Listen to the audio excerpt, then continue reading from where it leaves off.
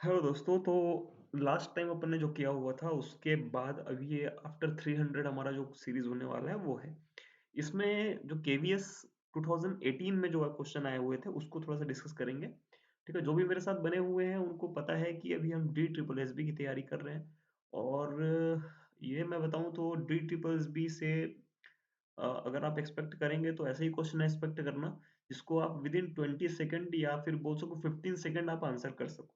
ठीक है, 15 सेकंड में अगर आप आंसर नहीं कर पा रहे हो किसी क्वेश्चन को, तो आपके अंदर कोई कमी है अगर वो सिंगल वर्ड का आंसर है। और अगर वो सिंगल वर्ड का आंसर नहीं है, बहुत कैलकुलेटिव है, तो डी ट्रिपल एस बी में वो आएगा ही नहीं। ठीक है, नॉर्मली ऐसा देखा गया है जिसके तहत मैं बोल रहा हूँ। ठीक है, मैं कोई ऐसा ऑथराइज पर्सन नहीं हूँ, प्लीज मैं ऐसा मत बोल देना कि सर आप ऐसा कैसे बोल सकते हो। ठीक है, चलिए। तो यहाँ पे हम लोग स्टार्ट करेंगे। ट्रेजरेबल जो है उसके बारे में यहाँ पे ये करते हैं। ठीक है, तो ट्रेजरेबल जो है वो किस मतलब किस ऑर्गेनाइजेशन के द्वारा इशू किया जाता है। ठीक है, पहली बात तो ये क्वेश्चन है बनता है, तो ये केंद्र सरकार के द्वारा है ना इशू किया जाता है। और ट्रेजरी बिल, इस क्वेश्चन में क्या था, ट्रेजरी बिल अल्पकालीन उधारियों का एक ऐसा प्रलेख है जो 1 वर्ष से कम अवधि में परिपक्व होता है, इसका उपयोग किया जाता है। तो ट्रेजरी बिल का यूज सेंट्रल गवर्नमेंट जो होती है वो ऐसी चीजों के लिए करती है जहां पे उसको लोन चाहिए या कुछ चाहिए, शॉर्ट टर्म लोन चाहिए होता है, ऐसी चीजों के लिए वो ट्रेजरी बिल इशू करती है। ठीक है, नेक्स्ट क्वेश्चन पे आते हैं। क्वेश्चन नंबर 72 हमको बोलता है कि शुद्ध मौद्रिक मदों में क्रय शक्ति लाभ अथवा हानि का अभिकलन करते समय निम्नलिखित में से किस खाते को गैर मौद्रिक रूप में वर्गीकृत किया जाता है। ठीक है, मतलब ऐसा कौन सा खाता है जो कि मौद्रिक नहीं है, गैर मौद्रिक है। तो गैर मौद्रिक बोलने का मतलब होता है जहां पे वो नॉन मॉनेटरी है, मनी इसमें इन्वॉल्व नहीं है। तो हमको सबको पता है कि जो डेप्रिसिएशन होता है वो उसमें पैसा इन्वॉल्व नहीं होता है। तो एक्यूमुलेटेड डेप्रिसिएशन यानी कि क्वेश्चन, इस क्वेश्चन का option number 2, accumulated depreciation of equipment, इसका सही आंसर हो जाएगा। Question number 73, which one is correct. तो आंसर जो आपका होगा वो पहला ही जो है आपका किराया, प्रकाश और पर्यवेक्षण लागत। देखिए, किसी भी जगह पे आप किराया, वहाँ की लाइट, वहाँ का जो नॉर्मल जो भी इवन द रिफ्रेशमेंट एक्सपेंसेस, ये सब आपके नॉर्मल एक्सपेंसेस होते हैं। ठीक है, कॉमन एक्सपेंसेस होते हैं, मतलब ये तो होना ही है भाई, है ना। बाकी के जो है वो आपके गलत हैं। ठीक है, चलिए क्वेश्चन नंबर 74, निम्नलिखित में से कौन सा तत्व कंप्यूटर प्रणाली का नहीं है। ठीक है, तो ये भाई साहब जिनका भी पेपर था ये इन्होंने प्यूपल लगा के रखा हुआ है। तो नहीं, लोग यानी कि पीपल जो होते हैं वो प्रणाली का हिस्सा होते हैं। एक होता है सॉफ्टवेयर और एक होता है हार्डवेयर, और उसको रन करने के लिए चाहिए इंसान। ठीक है, यानी कि ऑप्शन 4। तो इसमें कौन सा हिस्सा नहीं है, सो ऑप्शन 1, इंटरनेट इसका हिस्सा नहीं है। बिना इंटरनेट के भी हम कंप्यूटर चला सकते हैं, लेकिन बिना इंसान के कंप्यूटर नहीं चला सकते। क्वेश्चन नंबर 75 है, माल दोषपूर्ण पाए जाने पर रेशमा ने 10,000 का माल राजेश को वापस कर दिया है। देखो इतना ही स्टेटमेंट आपके दिमाग में रहना चाहिए, इसी के लिए मैंने बोला था कि डी ट्रिपल एस बी में आ सकता है। आप नहीं कर पा रहे हो तो कमी आपके अंदर है। ठीक है, तो आपको उसको दूर करनी है। तो माल दोषपूर्ण पाया गया, है ना, रेशमा ने वापस किया राजेश को, लेकिन हमको पूछ क्या रहा है, राजेश के द्वारा कौन सा प्रपत्र तैयार किया जाएगा। ठीक है, तो जो राजेश है उसकी बुक में सबसे पहले एंट्री क्या हुई होगी, जब उसने रेशमा को सामान बेचा होगा। तो रेशमा को जब सामान बेचा होगा तो एंट्री हुई होगी, देखिए यहाँ पे मैंने एक लिखा भी हुआ है, Reshma account debit to sales account. ठीक है, उसके बाद उसने किया होगा sales return account debit to Reshma's account. ठीक है, तो जहां मैंने रेशमा को क्या किया, क्रेडिट, है ना, तो इसके लिए क्या बनाएगा, एक क्रेडिट नोट।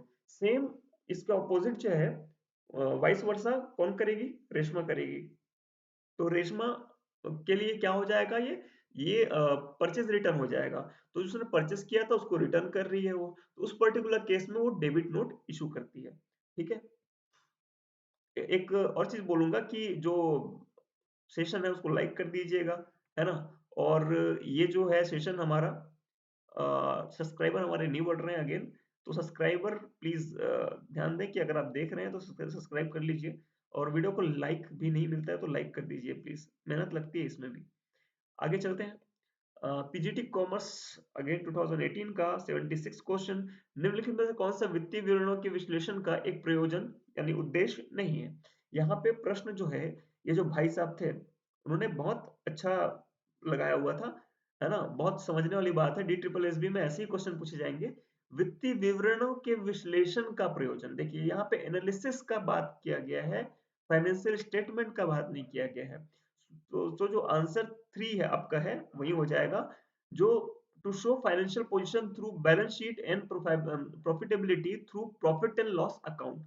ये आपके फाइनेंशियल स्टेटमेंट का पर्पस होता है, आपके एनालिसिस का पर्पस नहीं होता है। ठीक है।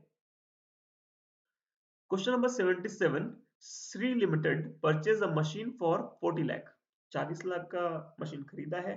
25% जो है उन्होंने कैश दे दिया है, बाकी जो बाकी जो है वो 400 रुपए वाले 8% जो डिबेंचर है ना, उसमें 20% प्रीमियम में उन्होंने दिया है। तो यहाँ पे कई बार ऐसे मिस्टेक्स होती है कि हम 20% प्रीमियम का मतलब, कई बार ऐसे होता है ना लॉजिकली, अगर आप बहुत सारे अकाउंट सॉल्व कर लें तो 400 का 500 कर देते हो क्योंकि 25% है। तो ऐसा नहीं होगा, ठीक है, क्योंकि यहाँ पे 25% 20% में थोड़ा सा ऐसे आ जाता है। ठीक है, तो यहाँ पे 400 का 20% है, तो 400 का 20% विच इज 80 रुपीज। सो आपको कैलकुलेशन मैंने नीचे दी भी हुई है। तो 40 lakh into 25% is equal to 10 lakh, इतना अपन ने क्या किया, कैश पे किया है। उसके बाद 40 लाख माइनस 10 लाख, तो वो 30 लाख जो है वो आप डिबेंचर से पे करेंगे। और 30 लाख डिवाइड बाय 480 जो पर शेयर का प्राइस है, उसको अगर करेंगे तो 6250 शेयर्स जो है, सॉरी डिबेंचर जो है, वो हम यहाँ पे इशू करेंगे। ठीक है, चलिए आगे चलते हैं। आगे आपको बोला जा रहा है कि the industry which combines various ingredient into a new product is known as. एक इंडस्ट्री है जो बहुत सारी चीजों को कंबाइन, बहुत सारे इंग्रेडिएंट को कंबाइन करती है। ठीक है, चीजों को कंबाइन नहीं कर रही है, ये इंग्रेडिएंट को कंबाइन कर रही है। और जहाँ इंग्रेडिएंट की बात है तो सब्जी याद कर लेना, मम्मी की बनाई हुई सब्जी, सब्जी में जब एक बार मिर्च चला गया, एक बार नमक चली गई, तो वो वापस अलग नहीं की जा सकती। ठीक है, वही इंडस्ट्री होती है आपकी सिंथेटिकल इंडस्ट्री, यानी संश्लेषणात्मक, जो संश्लेषण कर लेता है, सिंथेसाइज कर लेता है किसी चीज को, ऐसी इंडस्ट्री होती है सिंथेटिकल इंडस्ट्री। ठीक है। अब कई लोग, जो ये भाई साहब भी है, इन्होंने ऑप्शन 4 लगाया हुआ था, इनका गलत हो गया, मुझे बड़ा दुख है, क्योंकि इनका कहीं ना कहीं ये थोड़ा सा चूक गए। असेंबलिंग इंडस्ट्री में क्या होता है भाई, कि इसमें जो होता है कि आप चीजों को अलग अलग देख सकते हैं। जैसे कि आप असेंबलिंग का एक एग्जांपल ले लो, कार का। ठीक है, तो कार के जो टायर लगे होते हैं वो एमआरएफ के होते हैं। तो एमआरएफ एक अलग कंपनी है, लेकिन आपको दिखाई दे रहा है। ठीक है, आपके उसमें जो सीट कवर्स होते हैं उसमें एक अलग लेवलिंग होती है कि पर्टिकुलर सीट कवर किसने बनाया, किस कंपनी ने इसको डिजाइन किया। ठीक है, एयर बैग कौन डिजाइन किया, ठीक है, तो स्टेयरिंग कौन डिजाइन करता है। तो ये सारी चीजें जो है असेंबलिंग इंडस्ट्री के अंदर आती है, जहाँ पे आप अलग अलग चीजों को अलग अलग नाम से पहचान सकते हो, इवन उसका अलग करके यूज भी कर सकते हो। मतलब एक कार के टायर को दूसरे कार में लगाया जा सकता है। ठीक है, लेकिन जो सिंथेटिकल इंडस्ट्री होती है उसमें से आप एक्सट्रैक्ट नहीं कर पाओगे। एक बार जो उसमें मिल गई चीज, उसको आप पहचान भी नहीं पाओगे कि इसके अंदर डला हुआ है वो चीज। Question number 79, which one is correct. So इसमें जो ऑप्शन नंबर 2 है कि openness to experience is a personality dimension that characterizes someone in term of imagination, sensitivity and curiosity। भाई जिसके अंदर क्यूरियोसिटी होगी, जिसके अंदर इमेजिनेशन पावर होगी, वही तो एक्सपीरियंस गेन करेगा ना। आप अगर ओपननेस आपके अंदर नहीं है, ठीक है, ओपननेस आपके अंदर नहीं है, तो आप एक्सपीरियंस ग्रैब करने के लिए पहली बात तो ओके नहीं हो, आप सेटल नहीं हो उसके लिए। तो पहले ओपननेस जरूरी है। ओपननेस के साथ आपके अंदर क्यूरियोसिटी होनी चाहिए कि आपको जानना है, ऐसा नहीं कि बस ओपन हो लेकिन जानना नहीं चाहते। So option 2 will be the correct answer, बाकी आपके गलत है। Question number 80, Anil endorse a bill for 10,000 in favour of Chinki. ठीक है, तो अनिल ने चिंकी के पक्ष में 10,000 रुपए का एक बिल बेचान कर दिया या इंडोर्स कर दिया। ये जो बिल है विजेंद्र पर लिखा गया था। ठीक है, मतलब ओरिजिनल जो बिल था वो किसके नाम पे से था, विजेंद्र के नाम से था। जो देय तिथि पर विजेंद्र ने बिल का भुगतान कर दिया, ठीक है, विजेंद्र ने देय तिथि पर बिल का भुगतान कर दिया, मतलब पेमेंट कर दिया उसने। तो देय तिथि पर विजेंद्र अपनी लेखा पुस्तकों में किसके खाते को नामे करेगा? तो भाई मुझे ये बताइए, नामे करेगा ये पूछा, ये ऐसा ही क्वेश्चन आया था आपके ईएमआरएस में। यहाँ पे बच्चे कंफ्यूज हो जाते हैं, लोग नाम खोजना शुरू कर देते हैं, चिंकी और अनिल का नाम खोजना शुरू कर दिया। तो लेकिन यहाँ पे भाई ने बहुत सही लगाया है, आंसर होगा बिल्स पेबल अकाउंट, ठीक है। So bills payable account debit to cash, यहाँ पे आप लिखेंगे जिस दिन आप भुगतान करेंगे, मतलब जिस दिन विजेंद्र ने भुगतान किया होगा, तो विजेंद्र के लिए वो क्या था, बिल्स पेबल था। तो bills payable account debit to cash, Vijendra ने ऐसा एंट्री किया होगा अपनी बुक्स में। क्वेश्चन नंबर 81, एशिया में प्रथम स्कंद विपणि यानी कि पहला स्टॉक एक्सचेंज 1875 में कहाँ खुला था? So answer will be four, answer four, question sorry option four, Mumbai में, यानी जिसको हम लोग बॉम्बे बोलते हैं, ठीक है, ओरिजिनली। तो बॉम्बे में ये हुआ था और आज भी इसका नाम जो है बॉम्बे स्टॉक एक्सचेंज है, ठीक है। नेक्स्ट पे चलते हैं। नेक्स्ट क्वेश्चन जो हमारा है वो है, सो हमारा नेक्स्ट क्वेश्चन है कि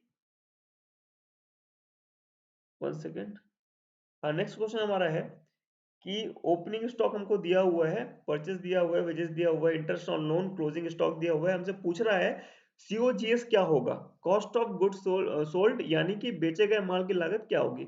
हम सबको पता है सीओजीएस का फॉर्मूला क्या होता है, ओपनिंग स्टॉक प्लस कर लेते हैं, प्लस कर लेते हैं परचेसेस, और प्लस कर लेते हैं डायरेक्ट एक्सपेंसेस।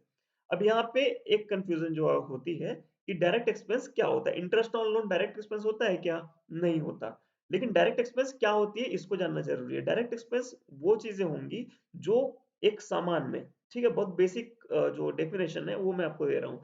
जो एक सामान होता है, उस सामान में जो चीजें डायरेक्ट पुट की गई होंगी वो आपकी डायरेक्ट एक्सपेंस होंगी। जैसे कोयले की कॉस्ट होगी। अगर आपको एक कंपनी चलानी है, एक मशीन को चलाना है, उसके लिए आग जलानी जरूरी है, तो कोयले की कॉस्ट फैक्ट्री कॉस्ट में आएगी, और फैक्ट्री कॉस्ट जो होगी आपकी डायरेक्ट कॉस्ट हो जाती है, ठीक है। तो वेजेस हो जाते हैं, कैरिज इनवर्ड जो है आपका वो हो जाता है। इस टाइप की जो कॉस्ट होती है वो सारी की सारी आपकी डायरेक्ट कॉस्ट हो जाती है, ठीक है। So option D, option four will be the correct answer, 3,50,000, ठीक है। कैलकुलेशन आपको दिख रहा है किस तरह से हुआ है। Next question 83, dividend is usually paid on, dividend किस पे पे होती है? तो जितना पैसा आप मुझे दोगे मैं उस पे इंटरेस्ट उतने में ही पे करूंगा, इतना तो आप जानते हो। तो जो हमारा लाभांश होता है, जो हमको प्रॉफिट मिलता है, वो उतने पे ही मिलता है जितने पर्टिकुलर शेयर के पैसे हमने दिए होंगे। जैसे अगर मैंने 100 रुपए के शेयर खरीदे, लेकिन 80 रुपये ही मैंने अभी दिए हैं, तो मुझे 80 रुपए के हिसाब से ही मुझे प्रॉफिट मिलेगा, मुझे 100 रुपए के हिसाब से प्रॉफिट नहीं मिल सकता, ठीक है। Option two, paid up capital will be the correct answer. 84 जो है, group of instruction that direct computer is known as, वो ऐसे ग्रुप ऑफ इंस्ट्रक्शन जो होते हैं, आदेश जो होते हैं, आदेशों का समूह जो होता है, जो कंप्यूटर को निर्देश देता है कि क्या करना है, उसको हम क्या बोलते हैं? उसको हम बोलते हैं प्रोग्राम। मतलब एक प्रोग्राम रहता है, जैसे मैंने इंटर दबाया, उसको पता है कि इंटर दबाने का मतलब क्या होता है, ठीक है। नेक्स्ट क्वेश्चन है, there are some query type that are required for generating the accounting report. Which of the following is not a query type? कौन सा एक query type नहीं है? So summary query जो होती है, सॉरी इसमें वो गलत लगाया भाई साहब ने। आंसर जो आपका होगा डेटा क्वेरी, ठीक है। डेटा क्वेरी कोई क्वेरी टाइप नहीं है, ठीक है। बाकी आपका जो सिंपल क्वेरी होती है, पैरामीटर क्वेरी होती है, समरी क्वेरी होती है, एक्शन क्वेरी होती है, क्रॉस टाइप क्वेरी होती है, एसक्यूएल क्वेरी होती है, ये सारे के सारे जो आपके हैं वो आपके क्वेरी टाइप है। नेक्स्ट क्वेश्चन है, Dinesh software limited forfeited 200 share of 100 each. देखिए ये क्वेश्चन थोड़ा सा लंबा लग जरूर रहा है कुछ नहीं इस क्वेश्चन में, ठीक है। सो दिनेश सॉफ्टवेयर लिमिटेड ने 100 प्रत्येक 60 रुपए याचित वाले 200 अंश जो करीना को जारी किए गए थे, जिन पर 20 रुपए प्रति अंश के हिसाब से भुगतान वो कर चुकी है, जब्त कर लिए। भुगतान उसने कितने रुपए का किया? 20 रुपए का किया। 150 अंश रजनी को 45 रुपए प्रति अंश में 60 रुपए प्रदत्त मानते हुए पुनर्निर्गमित कर दिए गए। मतलब यहाँ पे 60 रुपए का शेयर जब 45 रुपए में इशू किया गया तो नुकसान कितने का हुआ? 15 रुपए का नुकसान हुआ। और उसके पहले जो हमने करीना से पैसे मिले थे, वो कितने मिले थे? 20 रुपए मिले थे। मतलब 15 रुपए जो मुझे नुकसान हुए रजनी को इश्यू करने में, और 20 रुपए जो मुझे फायदा हुआ था फॉरफिट करने में करीना से। तो दोनों के बीच अब नुकसान और फायदे में अगर मैं माइनस करूं 20 माइनस 15, जो फायदा माइनस नुकसान, तो मेरा 5 रुपए का मेरे को अल्टीमेट फायदा हो रहा है। और उस अल्टीमेट फायदे को मैं जितना शेयर इशू कर चुका हूं यानी 150 शेयर, तो 150 multiply by 5 is equal to 750 rupees. So option A will be the correct answer. Okay, calculation मैंने शो कर दी है। क्वेश्चन नंबर 87, एन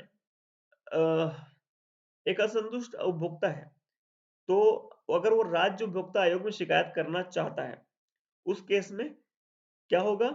20 लाख से अबव बट 1 करोड़ से ज्यादा ना हो। तो ये आंसर आपका सही हो जाएगा। तो ये जो है आपका राज्य उपभोक्ता की बात की गई डिस्ट्रिक्ट के केस में, है ना?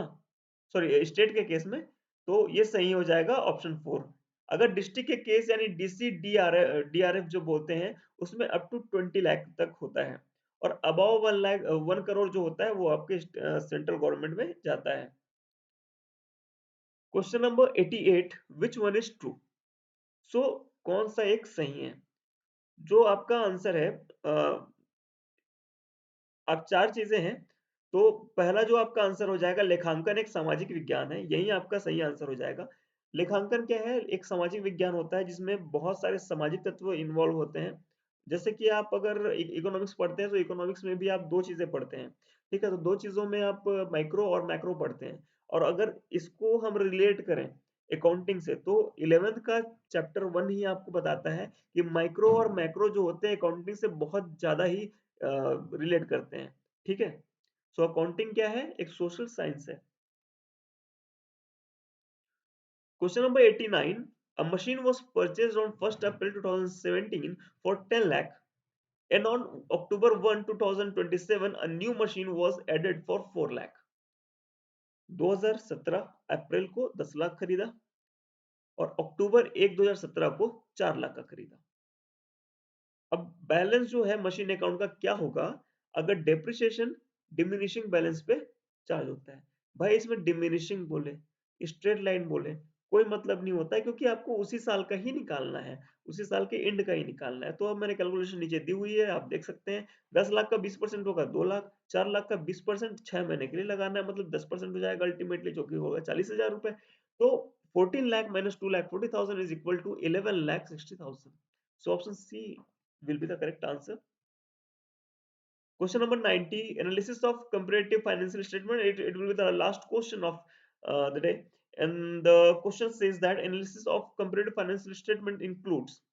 So there are 4 questions, options, but the last one will be the correct one. Horizontal analysis, common size statement, comparative financial statement का एक क्या बोल सकते हैं टाइप है, लेकिन उसके अंदर ही 2 टाइप होते हैं, हॉरिजॉन्टल और आपके ये क्या बोलते हैं, कॉमन साइज स्टेटमेंट, ठीक है? सो जो कॉमन साइड स्टेटमेंट होता है कंपैरेटिव के लिए आप हॉरिजॉन्टल यूज़ करते हैं। हॉरिजॉन्टल बोलने का मतलब जो लास्ट टाइम आप 2013 के पहले, कंपनीज एक्ट 2013 आने के पहले जो हॉरिजॉन्टल आपके कंपनी के वो बनते थे, क्या बोलते हैं, बैलेंस शीट बनते थे, वैसे ही आप 2-3 ईयर के बैलेंस शीट को 2018, 2019 ऐसे करके आप अलग-अलग दिखा देते हो, ठीक है? इसी को आप हॉरिजॉन्टल एनालिसिस बोलते हैं, ठीक है? So option 4 will be correct answer. Thank you everyone for the watching and please subscribe the channel. Thank you. Have a good night.